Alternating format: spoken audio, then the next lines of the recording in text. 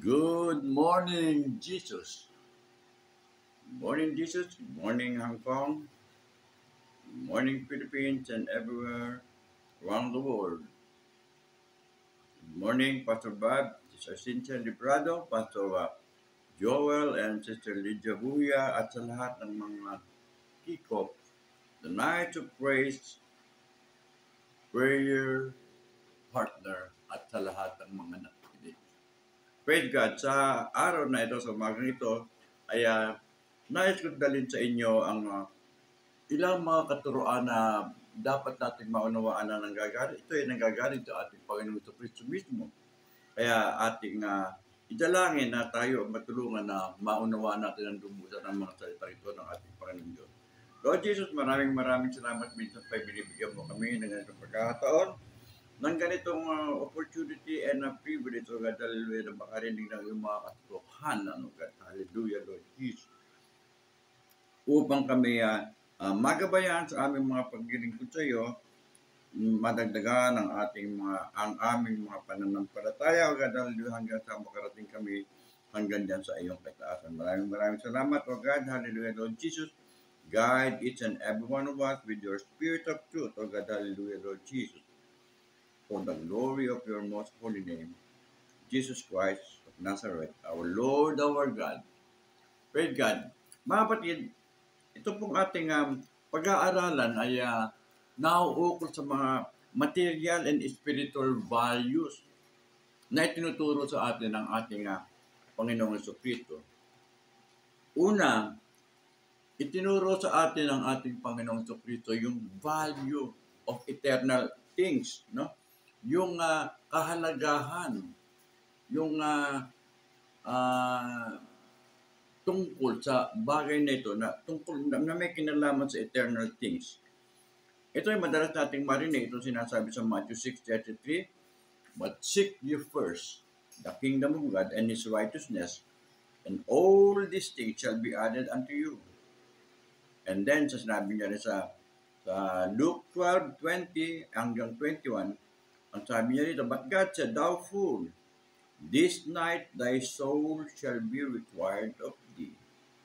Then whose shall those things be which thou hast provided? So is he that layeth up treasure for himself and is not rich toward God." Ito po sa talinghaga sa parable of the rich farmer, mga kapatid. Ang ating Panginoon Jesucristo ay malinaw na nagtuturo ng value ng eternal things, no? Compared to temporal possessions. Na Luke 12:15 sinasabi natin na, "For a man's life consisteth not in the abundance of the things which he possesseth," no?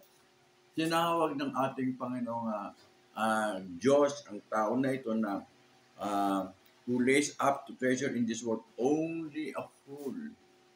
Isang fool.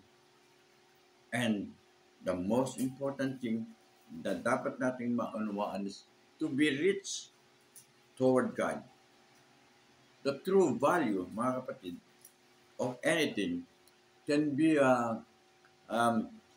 estimated by its lasting and eternal qualities, material things, and worldly pleasures which can be enjoyed only for a few minutes are of little value compared with eternal values. Kaya binigyan ng instruction ng ating Panginoong Jesucristo ang kanyang mga disciples to put things first. First God.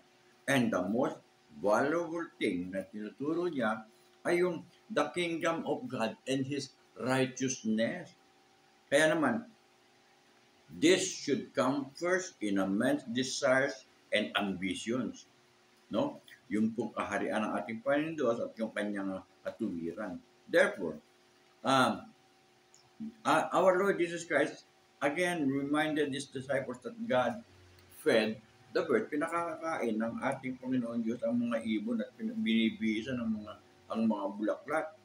And we would do the same for them. Gagawa ng atin ng gagawin ng ating Panginoon dyan sa tao rin, sa kanyang mga disciples, sa kanyang mga followers. Like God.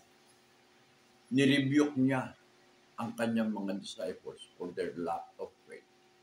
Like God. Now, itinuturo ng ating Panginoong Jesucristo na ang ating kayamanan, the treasures, our treasures should be in heaven. Anong sinasabi sa 19 and 21 verses ng Matthew 6? Lay not up for yourselves treasures upon earth, where moth and rust does corrupt, and where it thieves break. Na nakawin lang yan, makakalawangin lang yan, magkakaroon ng mga yung mga insekto at nanakawin ng mga ano yan. No. Kasi, for where your treasure is, there will your heart be also. Treasures upon earth are temporal. Mga panandalian lang yan. They wash away and may be stolen. Praise God. There is nothing permanent about them. Many people have laid up treasures upon earth believing they were gaining security, only to see them all go and disappear. How different it is, mga kapatid, with treasures laid up in heaven. Itong mga treasures na ito ay eternal, panghabang panahon. They cannot be corrupted, as they cannot be stolen. They are completely secure, mga kapatid. Whatever a man may consider most valuable in his life, will be his treasure. Kung ano yung pinahahalaga niya, yun ang magiging treasure niya, no? This will be the object of his love and devotion. Kaya ang pag-ibig niya at yung kanyang panata ay nandoon lang. Upon this, he will devote most of his attention, time, and energy. Doon niya uubusin yung kanyang time, na? Yung kanyang attention at saka yung kalakasan. Therefore, his heart will be centered. Doon mapapagitna ang kanyang puso.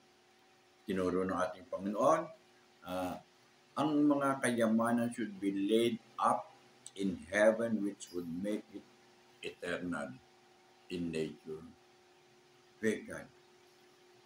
Itinuro rin ng ating Panginoong Jesucristo na ang kayamanan ay deceitful. Mga pandarayan, ano sinasabi sa Mark 4:19?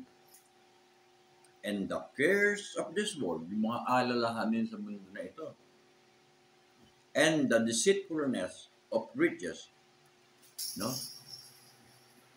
And the lust of other things entering in, choke the word, and it becometh unfruitful. Sa parable na ito, mga kapatid, ng sower ng ating Panginoong Jesucristo, ito ay pinakita na ang ilan sa mga good seed was sown among thorns. No? Naipunla ito sa nakasama ng mga tinik, which choked the seed so that it became unfruitful. Ano yung mga thorns na ito na tinatawag ng ating Panginoong Jesucristo? Yung cares of this world, deceitfulness of riches, and lust of other things. Praise God. Now, dito, dinescribe ng ating Panginoong Jesucristo na yung mga kayamanan ay deceitful. They promise many things, security, power, peace, and happiness. Pero, riches, yung mga kayamanan, are unable to produce those things which they promise. They are completely disappointing. Praise God. Now, doon naman sa rich farmer, ay according to Luke 12:20 hanggang 21, the rich farmer thought that he had security for his old age and happiness for his soul. But his wealth and prosperity were unable to fulfill his expectation. They were wholly deceitful. No? And then, ito ay isang napaka-importante na dapat maunawaan natin, mga kapatid. tungkol sa kayamanan sa mundong ito, sa sanlibutan ito. Tinuro ng ating Panginoon Jesucristo na yung kayamanan dito ay obstacle yan. Yan ay malaking kahadlangan para sa kaligtasan ng tao. Matthew 19:24, and again I say unto you, it is easier for a camel to go through the eye of a needle than for a rich man to enter into the kingdom of God. Hey, God. Sa Mark 10:24, ito naman ang sinasabi, but Jesus answered again and said unto them, children, how hard is it for them that trust yung nagtitiwala sa kayamanan to enter into the kingdom of God. Sa kwentong ito, mga kapatid, ng rich young ruler, makikita natin yung ilang mga napakahalagang mga katotohanan. Tingnan natin isa-isa. No? The rich young ruler wanted to know what he had to do in order to inherit eternal life. Itong tao na to, he was a moral, clean, upright young man, but he knew that he was unsaved. Alam niya na hindi siya unsaved. He was so anxious about his salvation that he went to Jesus. Gusto niya magtamo ng kaligtasan. Kaya nagpunta siya sa ating Panginoon Jesucristo. He knew that there was something that he had to do. Our Lord Jesus Christ loved him.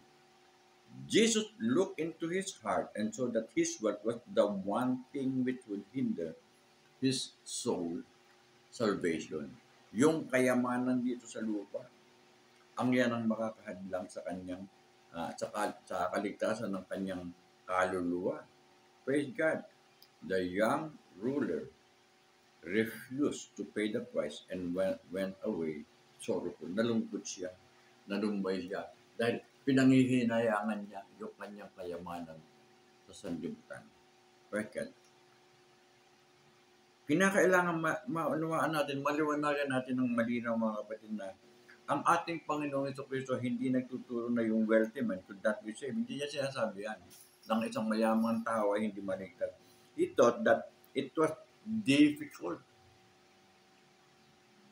for a rich man to be saved. But ang sinabi niya ito, with God, all things are possible. Sa Mark 10:27, Jesus did not teach that a Christian could not be wealthy, but he did destroy the popular belief that money was a sign of the blessing of heaven resting upon a man. Yung kasi yun ang iniisip ng marami na yung kayamanan daw, yung pera daw, ayun ay daw ay sign ng blessing ng langit na nabibigay sa atin sa mga tao.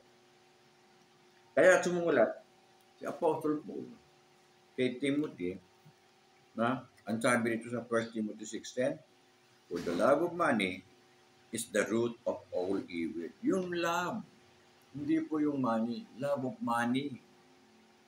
Here was the rich young ruler's problem, for he loved his wealth. It is very difficult thing for his love of riches to be broken. But with God, all things are possible. Only God can break this love for riches and cause a man to place all upon the altar.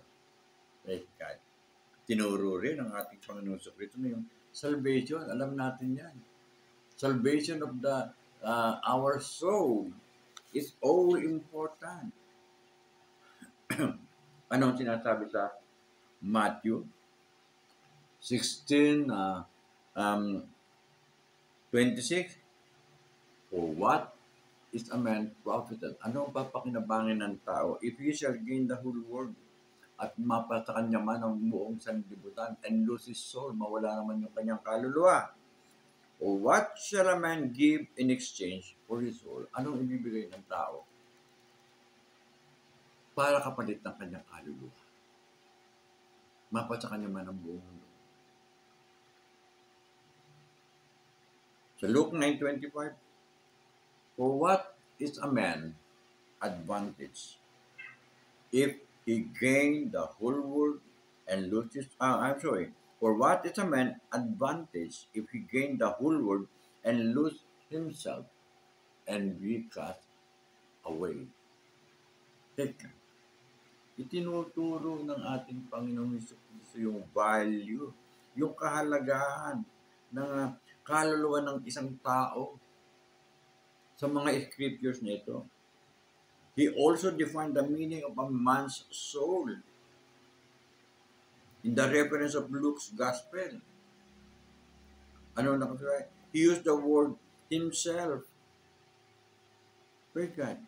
Therefore, when a man loses his soul, he loses himself. A man's soul is the same as himself.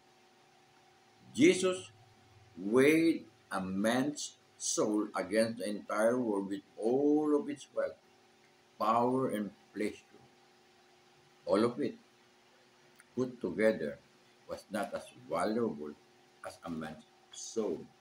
Praise God. Sa lumang tipan po mga kapatid ay nagbigay po ng example no, yun po si Esau, no? A man who did not know the value of his soul. He sold his birthright for a mass of pottage, lupa. On the other hand, Moses is an example of a man who knew the value of this soul, for he had respect for the unto the recompense of the reward, as written in Hebrews 11:26. Ano po ang nasusulat sa Hebrews 11:26? Napakaganda po, no? 11:26. Ito po sinasabi. Praise God. Basahin ko po sa Tagalog. Itinuring niya ni Moses, itinuring niya higit na mahalaga ang pagtitiis sa hirap dahil sa Mesiyas, Messiah, kaysa ang mga kayamanan ng Ehipto, sapagkat nakatuon ang kanyang paningin sa mga gantimpala sa hinaharap. Precious, mas minamahalaga niya ang kanyang kaluluwa, ang kanyang kaligtasan, ang kanyang tatanggapin sa hinaharap, kaysa sa kayamanan na ibinibigay sa kanya bilang prinsipe sa Ehipto. Mga kapatid, huwag nating kalimutan na napakahalaga na dapat nating maunawaan yung material and spiritual values na tinuro sa atin. Unang-una na yung ating pag-ibig ay huwag natin ilagak sa mga kayamanan ng mundo ito. At ang ipunin po natin yung kayamanan na iniipon natin sa kalangitan. Praise God. Ang kayamanan ay mandaraya. Praise God. Kinakailangan natin ang kaligtasan. Huwag natin kalimutan na ang kayamanan ay nakakahadlang. Sapagkat ang salvation ng ating kaluluwa ang siyang pinakamahalaga sa lahat. Yan ang dahilan kung bakit tayo ay naglilingkod sa ating Panginoon Diyos. Patuloy po tayo sa makikinig ng mga salita ng ating Panginoon Diyos. Patuloy po tayong dumalo sa mga ganitong gawain ng ating Panginoon Diyos. At sa pamamagitan po ng kanyang mga lingkod na naghahatid sa atin ng kanyang mga salita, marami tayong madaragdag sa ating kaalaman na makapagtataas ng ating pananampalataya hanggang makarating tayo sa kanyang kaharian. Maraming salamat once again sa prayer devotion na ito ng New Life Fellowship, UPCI Hong Kong. Maraming salamat, Pastor Bob, Sister Cynthia, Pastor Joel, Sister Lydia, Buya, at sa lahat ng mga nakakasama natin dito. Patuloy po tayong dumalo sa ganitong gawain sa at lalo na sa ating mga pagkakatipon sa araw ng ating mga pagsamba. Maraming salamat. Thank you, Lord Jesus, once again. You have given us another opportunity. O God, hallelujah. Manawari, O God, hallelujah, Lord Jesus, na aming tinanggap na ito, O God, hallelujah. Manatili sa aming mga puso kaisipan, O God, hallelujah. Ito ang gabay namin, O God, hallelujah. aming mga matuwid na paglilingkod sa iyo. All glory, honor, and praise belongs unto you, O hallelujah, Lord Jesus Christ, our great God and Savior. Amen, amen, and amen. God bless everyone.